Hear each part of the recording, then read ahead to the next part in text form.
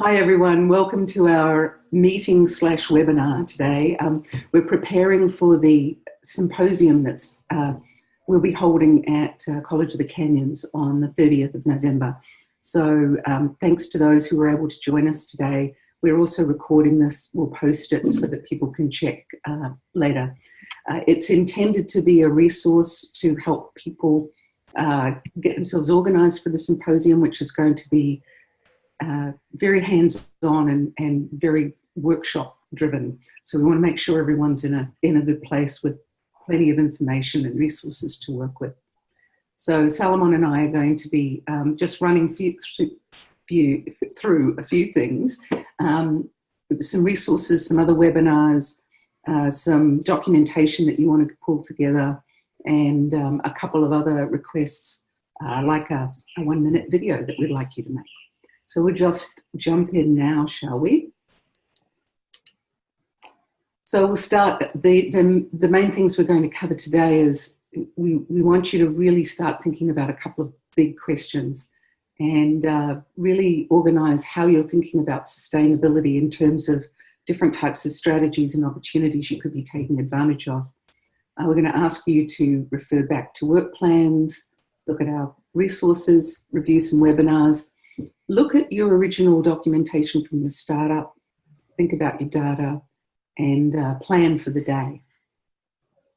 So jumping right in, Salomon and I were thinking about this in terms of a couple of really simple ideas. And I think, Salomon, you put it really well when you said, how are you going to fund, or how will your makerspace be funded on the 1st of June? 2019. Right. Yeah, that immediate. Yeah, because that's sooner, of course, than we would all expect. It's going to be here upon us in a minute. So we were thinking maybe one way to approach this very complex question is let's look at 3 baskets.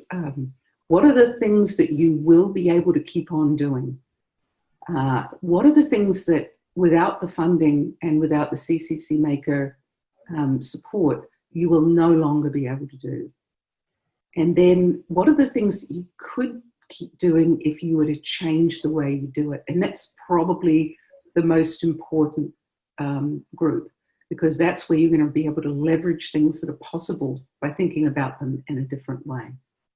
And just to add to those 3 questions, and a little bit of constraints always helps. And if I may suggest that hoping that more funding will be available without knowing where it comes from is not really a plan, right? So being able to honestly address these as it currently stands in your institutions, to be able to address these 3 major questions honestly would be a really good way to start the conversation. That a lot of you have solved many of the topics that a lot of you are interested in, and I think sharing that the 30th is something that we would like for all of you to contribute and to benefit from. Right, so keep those questions in mind. It's a way of thinking about where to put your energy and where to put your resources. Okay, and having said that, we wanted to really just remind everyone that sustainability isn't just about funding. There's more that you need to sustain in order to keep your makerspace really working. And the first thing is the community. And there are a lot of ways that we can think about how to sustain a community that actually empower the community through relying on that community to engage at a high level to support the space. So think about it in terms of community. Also, sustainability is also recognizing and leveraging systems. It's not going to be about individual components. Your project will be more sustainable if you're thinking about how you can organize the management of your makerspace as a system, how it's going to fit within your institution, what are the points of connection, what are other systems that you can leverage, that sort of thing. Communication is key. We have currently a network with Workplace. We have Salomon and me, and we have the entire network supported through the grant. But the communication both with the network and within your own system will also have to be maintained. And ultimately, this is also a question about leadership and empowerment. How are you going to lead the transformation in your project? And how are you going to empower others to continue the work? So bear that in mind. So there's a couple of different ways you can think about sustainability and a couple of different strategies you can think about. I'm going to toss this to Salomon. Oh, thank you, Deborah. Yes, this is something that some of you may or may not be familiarized with, so I wanted to make certain that we spent a little bit of time discussing just the traditional methods of institutionalization that exist within your colleges and that all of you should take advantage of because these are methodologies and documented processes for which all of our colleges get accredited for. Therefore, I do know they exist within your institutions. First and foremost, and that's your budgetary review process that typically gets triggered through a program review. And of course, the question is your makerspace a program or is it identified within a program? That probably would be a first question that you need to start developing, such that there is a program review, such that you do record the budget that sustains that program as a makerspace program, and get people on campus acknowledging that there is a program called Makerspace for which there's budgetary forecasting that may be necessary from the budget allocation of the general funds. So that's a very critical aspect. It typically takes several cycles of everyone's institution to be included within the budget so that it is institutionalized. Sometimes staffing is included in that budget review, space is included in that budget review, supplies, etc. are all documented, and the more you have it and the more cycles that your makerspace is within this program review, the more highly likely it will inevitably be considered within the general funding allocation. So highly recommended. It may involve some of you in bureaucracies that you may not be familiarized with, but I highly recommend it, and it's worth the challenge. Second, of course, is the traditional curriculum. That's the generation of FTES, full-time equivalent students, through credit, non-credit courses for which you would offer in conjunction with your makerspace scheduling part or all of that courses within the makerspace would obviously address that area as FTES generating and for which then you can solicit general funds from. Some of you can do this through other methods within your departments, and I'll address that a little bit further below. Some of you have done a really good job in designating a course or program maker designator. Some of you have a maker class or maker program, for which I also believe that's a good way to designate within your institutions, because then you can advocate for that to be part of a department, for which of course then leads to the allocation of a budget or funds within a department. And also the maker designator can signify interdisciplinary work, for which you can then address minimum qualifications of instruction. That way you can invite faculty from other disciplines because the maker designator may be inclusive of more than just one discipline. You can include more than one discipline within the courses as the minimum qualifications and start recruiting instructors from various sorts of departments to join you and teach some of the maker courses. So it's very effective, it's highly collaborative, and definitely interdisciplinary. Lab fees is another one. There is a method for which you can change and alter your course outlines of record, for which designate a lab fee designator, and it's very useful for institutions to actually charge the lab fee while students are registering for their courses. That way the funds are transferred from their financial aid to the lab fee of the courses they register, the maker courses, that is. That way you can buy your supplies from those courses that the students registered from, and in most cases it would not affect the student, namely because the financial aid for the most part will cover any such lab fees. That's a very thorough process. It's highly regulated, and there's a booklet if you're interested in our chancellor's website about lab fees, and I'm sure your institution probably has some policies around that, so you would want to look into that a bit further. Obviously, when you have a designated program, the allocation through divisional funds, it's a bit more political because sometimes those are locked with other departments, and we all know that it's a diminishing budget that we all have to suffice from. So that could be another aspect. if it's not too political, for you to use divisional funds and advocate for your portion of the pie. And also, I talked a little bit about the program reviews. Well, this is where you start placing your permanent staff and potential faculty within the maker designator and the staff for the makerspace technicians, for which the program review would be a very useful part to advocate for the staff, inclusive of even designating within your HR office the maker technician or any type of classified staff job description that has to be cleared typically by the unions. And so that typically will take some time, so that do your due diligence and start putting in a job description for maker space technician. That way the union can check off on it, and therefore you can then fly it as a full-time position in the future, specifically to support your maker spaces. And lastly, it always helps to have your local advisory committee. As many of you know, this is one of the methods that CTE programs can advocate for resources, is soliciting the support of the local industry. And so having directed surveys, directed comments, case studies of makerspace modalities helping the local industry would help to have that advocacy within your advisory committee minutes. And you can submit that to future funding, we'll talk in a moment, as well as within your program review process, which is necessary for CTE programs. A lot of stuff. Yeah, and we're running through these very briefly, but these are ideas to be thinking about and bringing to the symposium. I know some people are already doing several, or in fact more, of these things within their programs.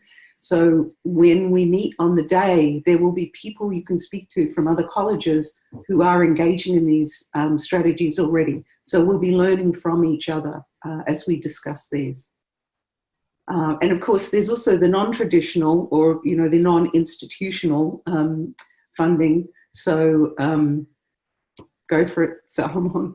Yeah, these are funding that you can cobble up together and braid several funds to actually still continue pretty much funding a lot of the things that you do there. Many of you are aware of the Strong Workforce Funds, for which round 4 is happening soon after this year, and the proposals being solicited. Many of you are in year 2 funding. If you're using any of those funds, year 3, I believe, will begin, I believe calendar next year. So they're kind of overlapping a bit. So you may want to ask which round is being opened, so that you can submit an application for that next round. So those are things that a lot of you could be doing right now to make certain that you can tap into some of those Strong Workforce Funds, as long as you address the metrics that a lot of these funding is meant to provide guidance. So just look into the application for that Strong Workforce Funding. So many of you are familiarized with the Perkins funding that is traditionally within our institutions. Depending on your local Perkins committee and the bylaws that they rule a lot of those fundings, you may want to inquire how you may submit an application for Perkins funding. That typically has a lot of overhead, although the new regulations, which I understand actually has prevented a lot of that. So I don't know how much that's made its way to our colleges. But that's another funding that every college should be aware of and useful, especially when it comes to high school outreach, when it comes to new program development, new coursework development, that you're considering Perkins as an ideal source for those temporary funding attributes for your makerspace to kind of give it that next step, that next level. A lot of you are familiar with guided pathways and basic skills. I think those are great opportunities to involve yourself with, to understand how your makerspace can be used as gateway experience, building courses and events to help students designate majors within STEM or CTE. Many of you understand, based on our curricular symposium we had earlier this year, that basic skills can be addressed within a contextualized methodology within makerspaces. Highly recommend that, because it will address math and English basic skill progression. And equity is another one that we rarely talk about, but that's also another large part of what we're familiarized with in our institutions. Having increased populations, non-traditional populations within our CT and STEM majors is a big part of equity. gender representation within certain occupations, another large one, and makerspaces are perfect for that introduction to increase those populations. So I do recommend even talking to your equity committee regarding this. Some of you have already done the next one, that's college foundation work. That would be something that you go out to the local businesses, local groups, community groups, and talk about the great work you're doing with the makerspace, the great events that you put on, and folks are glad to fund things that are very communal and very much about the community. So and including paying some of your internships. I think the foundation would be a perfect arm for continuing that part of your makerspace programs. I highly recommend it. It's a little bit more ambiguous to kind of promote because it's not an equipment, the piece of equipment that sometimes folks like to fund.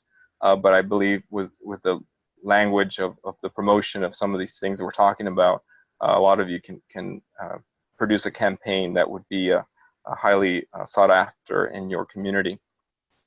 And then don't forget, there's many other national grant applications that exist through the U.S. Department of Education, Title V grants, Hispanic Serving Institution grants, and then of course the National Science Foundation. All of those have much different requirements and a much broader scope, but they're there for those of you that can address some of those requirements. Don't forget, there's also industry sponsorships. So some of you are working very closely with some employers for your internships. They are prime candidates for potentially sponsoring, maybe not the makerspace, but events, a maker fair, for example, some of those community events that, of course, take some funding to put on. So that would be a great way to do sponsorships, since you're kind of also selling an advertisement of sorts for their brand. And of course, that helps for all businesses.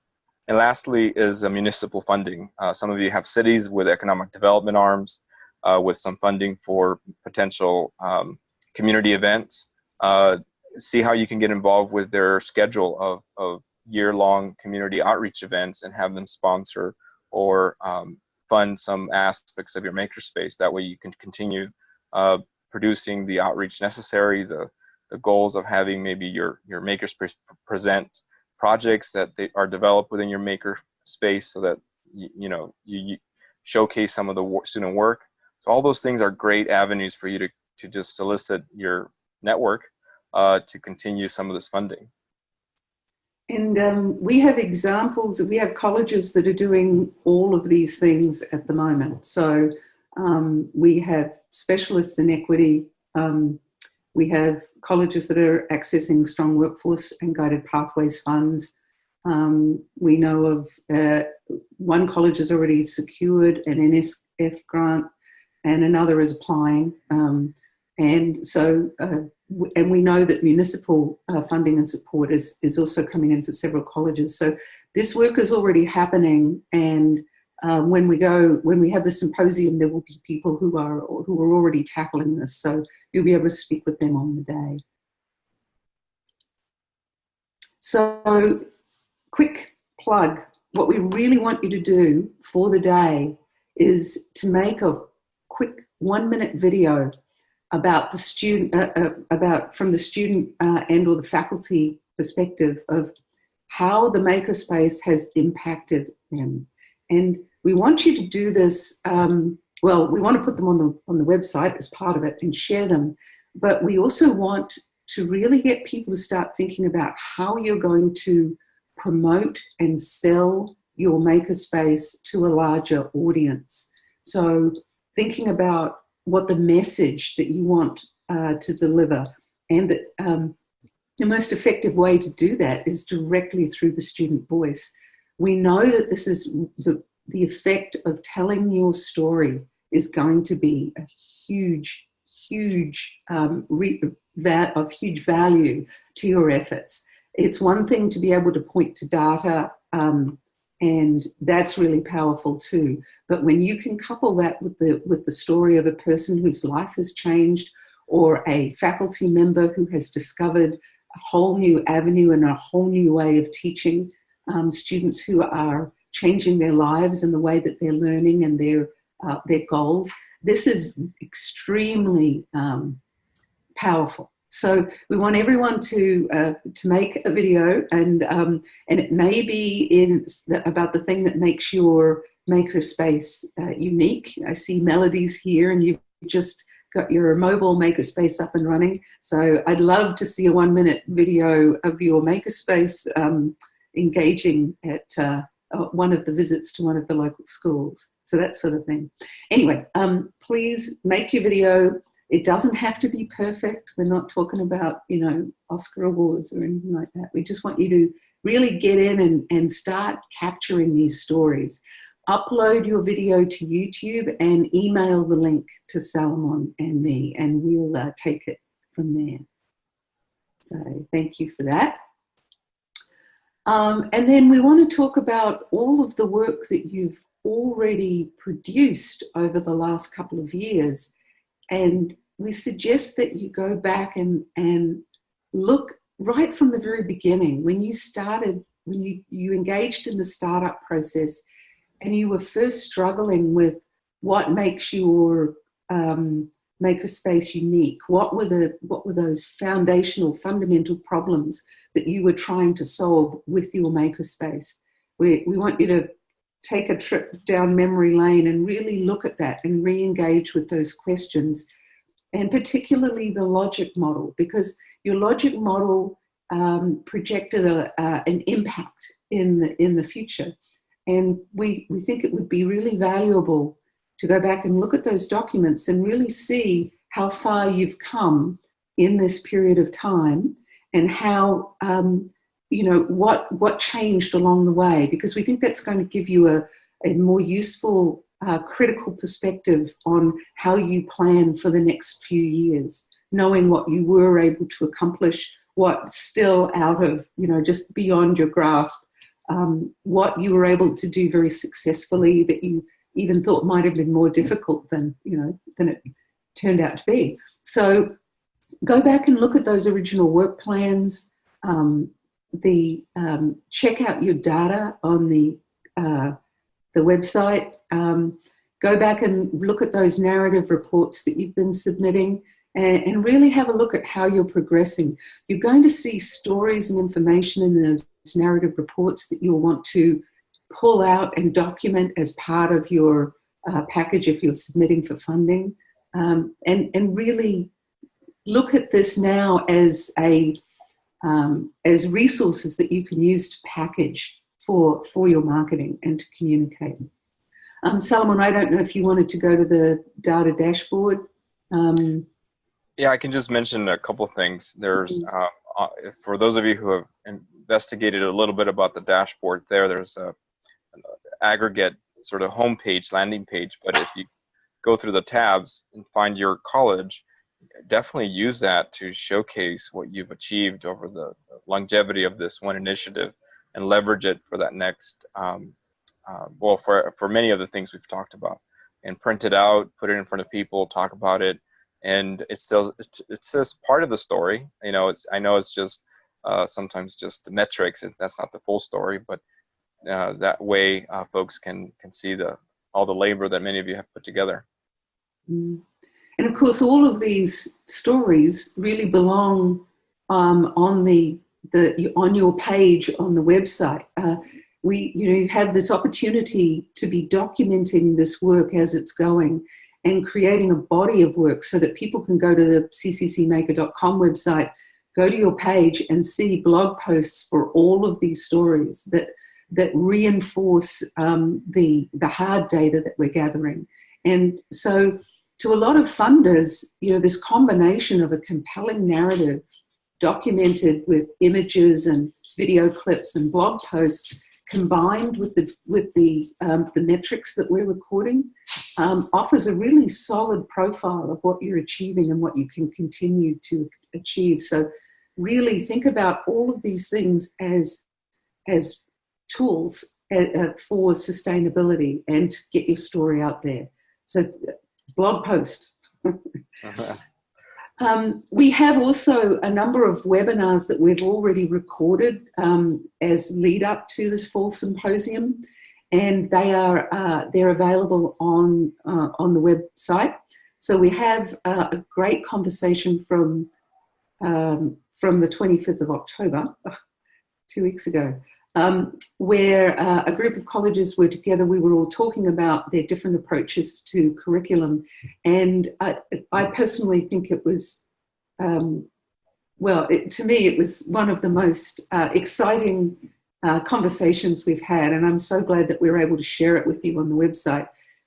So much great work happening and each of the 4 colleges are doing things in completely different ways. It's very inspiring. We also have the website that was recorded with Suzanne Valerie, who's the consultant who's working with Allen Hancock College. She is a grant writer and an evaluator. So she's been doing some great work with them, and we've been able to share some of the work that she's doing. So her webinar is great. It's available online. And Suzanne is going to be there on the day too and working with us to help refine mission and vision statements as we move forward. And as I said, they're doing some serious grant applications out of Allen Hancock at the moment. So I'm sure you'll be interested to learn about that. And then Salomon, there's the...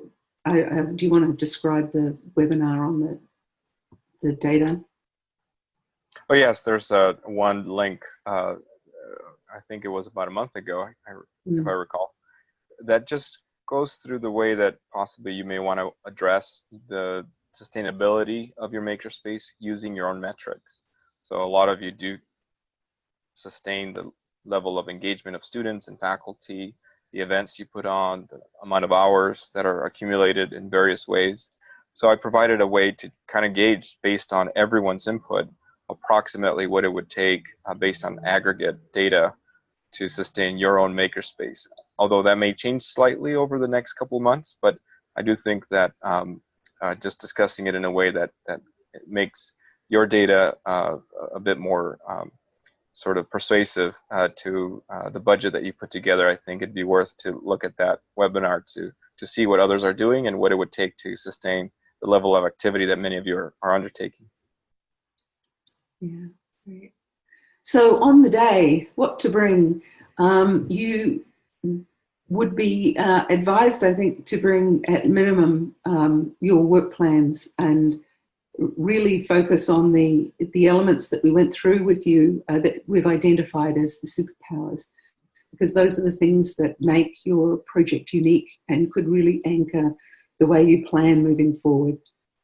You want to bring your printouts of your narrative reports as well. And you can go to the data dashboard on the cccmaker.com website, and your data is available for your college. So there's data available by college on the second tab. So you can actually print out your own data there. Bring those original startup documents and photos and things. Some of those original diagrams that you sketched out during the very first meetups that we did, those ideas are still really relevant to where we are right now. And you should have a look at drafting an initial mission and vision statement.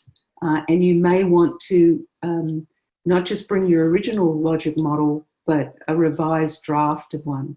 So with these documents and with some thinking going into those, you'll be in a good place to have, I think, worthwhile conversations with the other people at the workshop, at the symposium. But it'll also help you focus to figure out which questions you really need to be asking and who you need to speak to. We're going to identify everyone at the symposium in terms of the specific things that they're doing that are unique. So we'll be teaming people up based on what areas you want to investigate and who you want to learn from and who you can help with your expertise as well. So this is going to be a highly collaborative event, and we are really looking forward to having everyone really sharing those lessons learned and our experience, because there is a wealth of great knowledge and expertise in our network now, and we want to make sure everyone gets as much as possible. out of the day. So we're going to upload this on the website and send out the link via workplace and email. But if there are any questions that you would like to ask or any comments you'd like to make now, please let's go ahead. We've got a few minutes to spare. And if you have something specific that you'd like to volunteer in terms of a resource or an area of expertise where you're working, or other suggestions, that would be great. And I believe, Deborah, folks can unmute themselves. Is that correct? I think so, yes. Yeah. John, John, you're not muted. No? Very quiet, very quiet. Can you hear me now? Ah, there you go, John, yes. Go ahead. I actually did mute, so because we were gabbing a bit on our end. No, I think it's all clear. For the videos, I'm assuming you could also have, if you had a really good story from an internship host, potentially? Oh, that would be fantastic. I mean, yeah. Absolutely. Okay. Yeah. Okay, I mean, we'll have to think it through. But well, Mary's got a couple of really good internship stories, I know. Yeah. So there's some really good stuff happening there. And I also wanted to say too, John, you know, the things you're doing at Cabrillo with the way you're braiding together foundation and gig economy funding and a whole range of different things together, that is a really valuable lesson, I think, for people to see how you're not just using those pieces individually, you're using them to reinforce and leverage each other. So I hope you'll be able to share more about that on the day. And John, to your point, there's something that that has always stayed with me when advocating for resources and presentations, is that although your narrative and your charts and everything that we typically present in many of these public forums are in aggregate, are generally speaking terms that are very broad, brushstrokes that are, you know, very maybe abstract.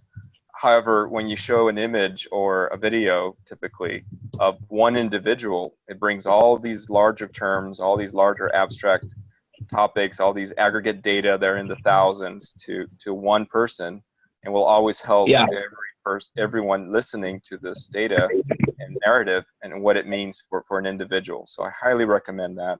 It's a very effective strategy. And everyone should have that one video of that one student or a couple of students in their pocket when they're presenting some of this information. Right. Yeah. And especially just a look. Sorry. No, just a quick logistics. Go ahead. I'm sorry, John. I was just going to say, especially if the students become successful and move on and they're off doing their thing, right? They can't be there to do that presentation with you to the Board of Trustees, but the video is the thing that lives on. So that impact, right? You know, yeah. Sorry, just a comment. Anyway, go ahead. No, that's true. Quick logistical question. The schedule for the day is 8:30 to 3:30. 8:30 to 3:30. Okay, just figuring flight. Yes, that's right. In fact, have a look on the Eventbrite invitation. There's an agenda there. The agenda's, it's going to change slightly, but the basic parameters are the same. But we'll have more detail on, you know, on the amount of time we're going to spend workshopping versus presentation and stuff like that.